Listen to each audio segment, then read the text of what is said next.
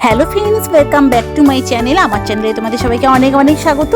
দেখো, তোমাদের বলেছিলাম না স্নেক পার্কটা তোমাদের দেখাবো, চলে এসেছি। বাইরে দেখো 30 টাকা করে টিকিট কাটতে হচ্ছে পার হেড কেটে এই চেন্নাই স্নেক পার্ক। দেখো, এটা প্রায় 1972-তে এটা তৈরি হয়েছিল, ততদিন থেকে এটা মেনটেন করছে। খুব সুন্দর এই স্নেক পার্কটা, ভেতরে গিয়ে দেখলাম। তোমরা যদি ন্যাশনাল পার্ক আসো তো দেখতে পারো, বাচ্চারা সঙ্গে থাকলে তো খুবই ভালো, ওরা খুব মজা পাবে।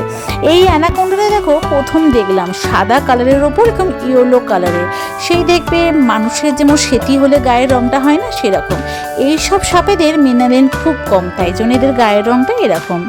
ঠিক তার পাশেই দেখো একটা এই ধরনের জন্তু দেখতে পেলাম, কেমন একটা অদ্ভুত ধরনের দেখতে না? এটাও একটা সামুদ্রিক কোনো প্রাণী হবে। আর আজকের ব্লগটা যদি ভালো লাগে তাহলে একটা ছোট্ট লাইক করে তাড়াতাড়ি সাবস্ক্রাইব করে দিই আমার চ্যানেলটা। পরে দেখো ইয়েলো অ্যানাকোন্ডার কাছে চলে এলাম আমরা। এটা হচ্ছে একদম একটা ইয়েলো আর কালোর স্পটস দেওয়া অ্যানাকোন্ডা। এই ধরনের অ্যানাকোন্ডাগুলো সাধারণত আফ্রিকার জঙ্গলে দেখতে পাওয়া যায়, কিন্তু দেখো এখানে রাখার জন্য আমরাও সেটা দেখতে পেলাম। তারপরে দেখো কিং কোবরার কাছেও চলে এসেছি আমরা। এইখানে দেখো আরেকটা সাপ আছে, এই সাপটার নামটা আমি জানি না, এটা অন্য ধরনের একটা কিরকম হাড়ির মধ্যে পেঁচিয়ে বসে আছে দেখো। আর ঠিক তার পাশে আরেকজন, ওখানে যে ছোট ছোট জল রাখা থাকে, সেই জল খাওয়ার উদ্দেশ্যে এসে জল খাচ্ছে দেখো। আর এরপরে আরেক ধরনের সাপ দেখতে পেলাম, যারা মুখ থেকে অনেক উচ্চতা পর্যন্ত তাদের বিষটা ছড়াতে পারে। এদের গায়ের রঙটা একটু কালো আর সাদার স্পট দিয়ে তৈরি হয়ে থাকে। আর দেখো, এটা আরেক ধরনের কোবরা।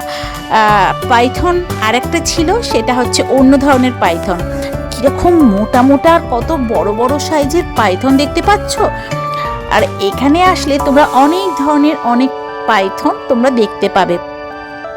আর তারপরে দেখো আরেকটা পাইথনের দেখা পেলাম, যারা বালিতে বা স্যান্ড জাতীয় জায়গায় বেশি থাকে। ঠিক দেখো বালির রঙের সঙ্গে ওরা মিশে যেতে পারে। আর এখানে আরেকটা সাপের দেখা মিলল, যেটা দেখো এই ঠিক শুকনো পাতার যেমন গায়ের রং হয়, ঠিক সেরকম গায়ের রং নিজেদের করে নেয়। আর পাতার সঙ্গে এরকম মিশে থাকে যাতে মানুষ দেখতে না পায়। দেখো ঠিক যেন মনে হচ্ছে পাতার সঙ্গে মিশে আছে। এটা দেখে খুব অবাক লাগলো। তারপরে এরকম আরো অনেক অনেক ধরনের এখানে স্নেকের দেখা পাবে। ছোট বাচ্চারা খুব মজা পাবে এখানে। আর তোমরা এটা অবশ্যই এসো, একদম মিস করো না।